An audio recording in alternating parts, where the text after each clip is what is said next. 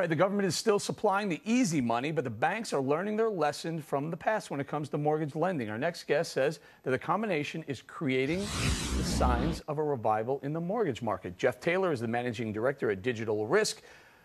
Okay, so there's a lot of money going into the system, and what's it doing to the system right now?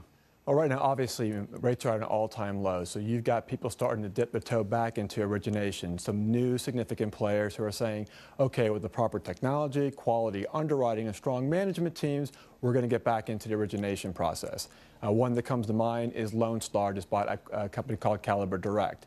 Again, they're implementing all of those strategies right now to get back into the origination market because everybody realizes the government can't solely prop up the housing market continuously. We have to start getting people back into the market, and certainly these banks are doing that. Well, let's talk about this a little bit. We have Fannie and Freddie looking for $20 billion more. FHA saying they may need money. We're just originating loans that are foreclosing anyway?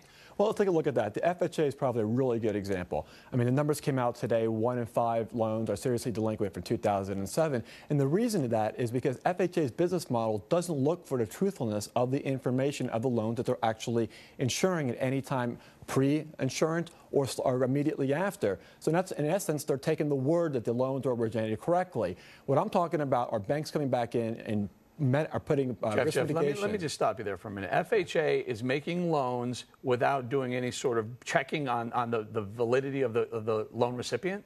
The majority of it right now, the way the business model works is that the loans come in from those who are selling to them and they're insuring them. So that's the way the process works right now.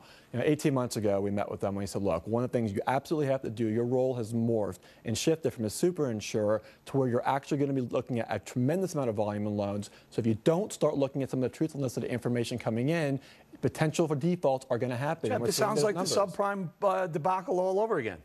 Well, in many ways, a lot of the loans that the FHA has been buying, if you look in the papers, have been referred to as the new subprime, and these numbers are starting to show that. So, again, what FHA needs to do is put in front, again, a risk mitigation platform, techniques, underwriting skills, which is something differently than it ever did if we're going to get better performance. Do we have to bail out FHA if they need it?